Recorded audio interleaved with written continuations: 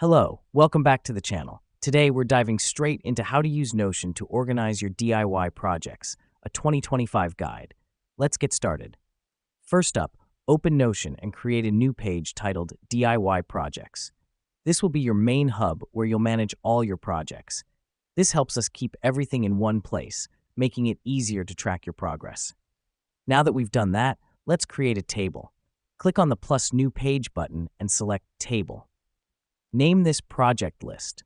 The reason we do this is to have a clear overview of our projects, their status, and the steps needed to complete them. Next up, let's populate this table. Enter your projects, their start dates, and estimated completion dates. You can also add a status column to monitor progress.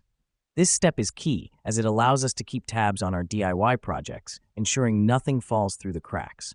Now, let's add a tasks page for each project. Click on the project name in your table, then plus new page, and select List.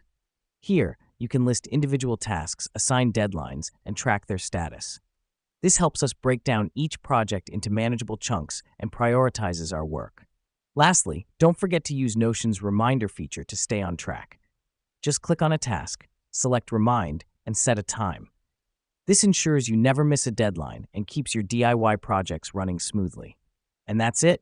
You're all set. Now you know how to use Notion to keep your DIY projects organized and on track.